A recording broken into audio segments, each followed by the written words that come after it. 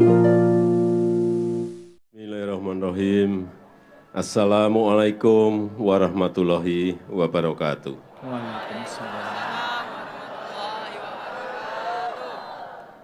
Yang saya hormati Bapak Wakil Presiden beserta Ibu, yang saya hormati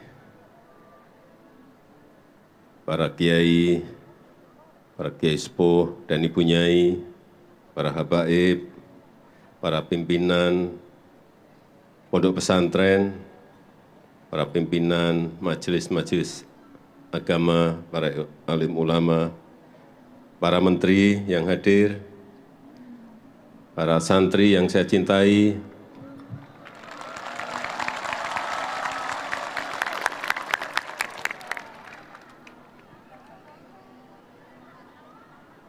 alhamdulillahirabbil alamin.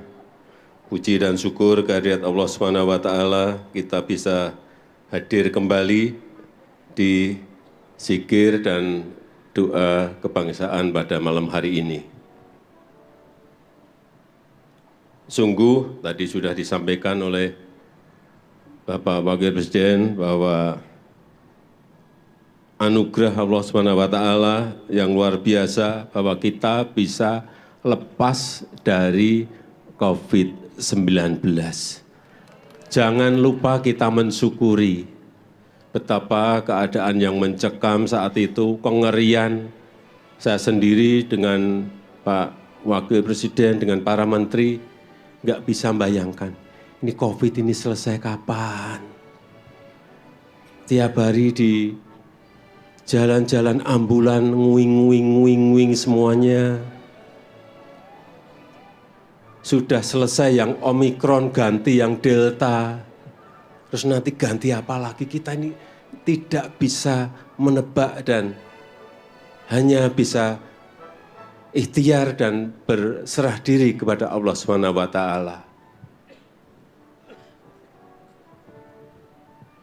Itu baru diberi virus yang namanya COVID. Sakitnya iya, barangnya enggak kelihatan. Kemudian karena COVID, awal-awal kita belum memperkirakan.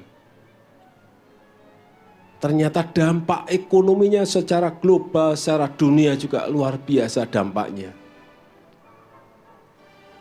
Dan juga patut kita syukuri, alhamdulillah kita bisa mengendalikan, bisa mengelola ekonomi kita pasca pandemi COVID dan bisa kembali normal dalam waktu yang sangat cepat. Alhamdulillah, karena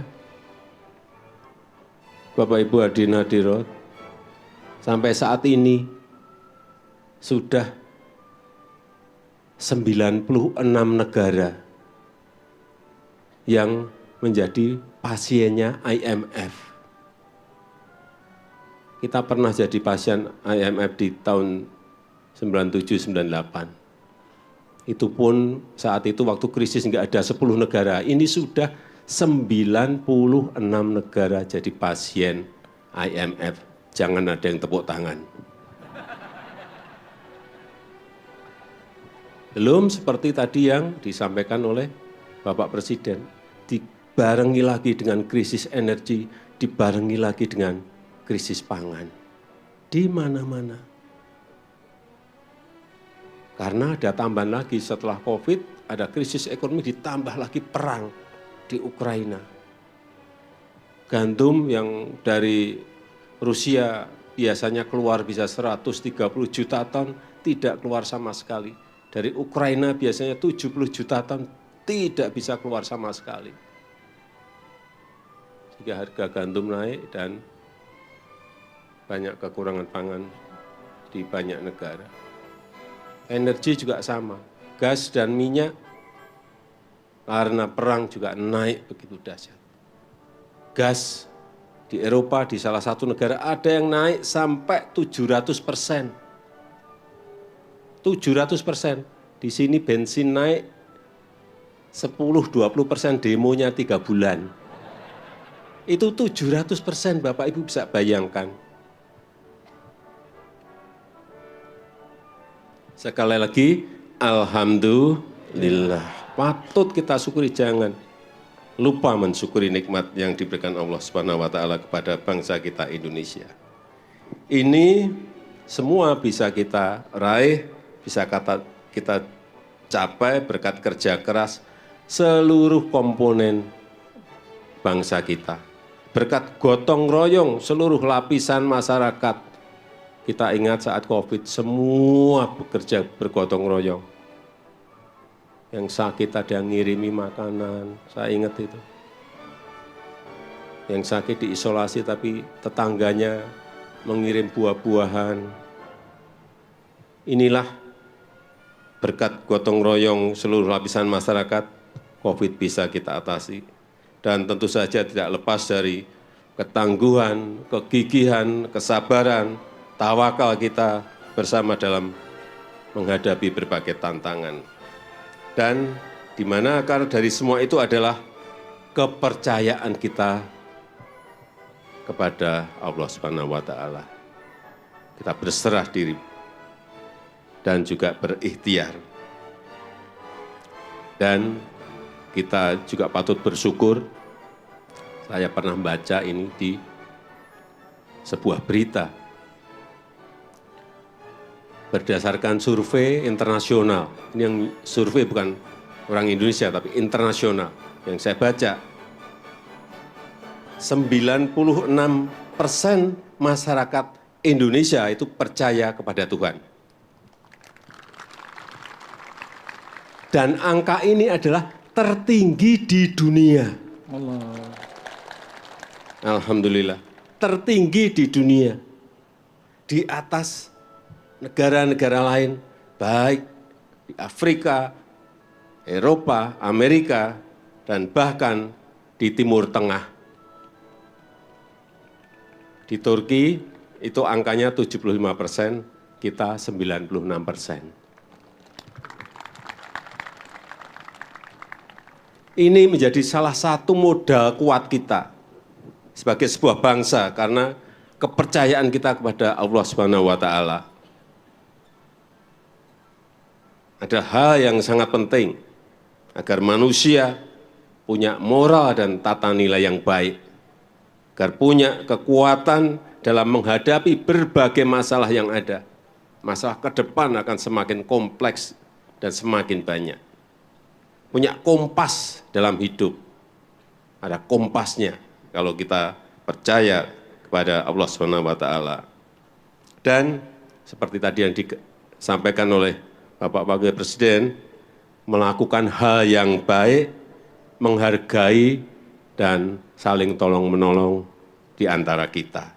Dan memperkuat hablum minallah dan hablum minanas.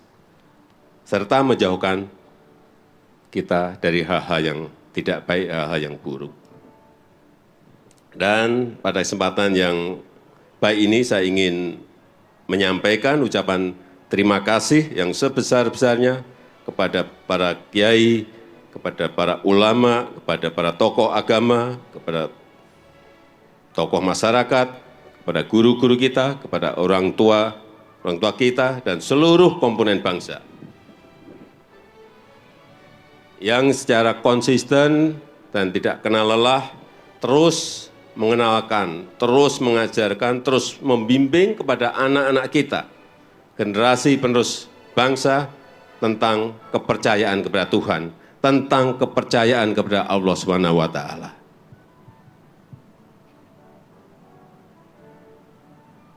Dan pemerintah terus berkomitmen untuk mewujudkan kehidupan beragama yang baik, yang nyaman, toleran, dan kondusif sesuai dengan amanat Undang-Undang Dasar 1945. Marilah kita terus merawat kerukunan kita, merawat toleransi kita, sikap saling menghargai, sikap saling menolong, agar bangsa ini dapat menjadi bangsa yang bersatu, bangsa yang maju, bangsa yang baldatun, toibatun, warabun, ghafur.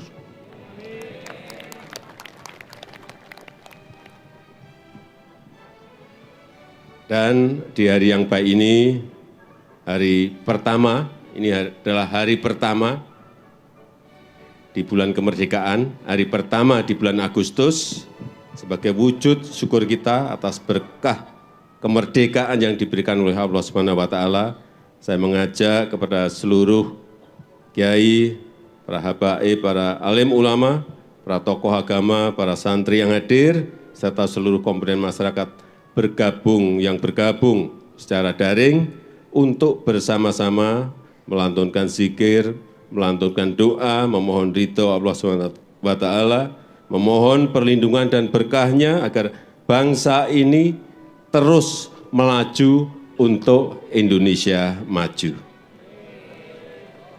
Dan mari kita isi kemerdekaan ini dengan kerja keras, dengan optimisme untuk mewujudkan Indonesia emas di tahun 2045. Terima kasih. Wassalamualaikum warahmatullahi wabarakatuh.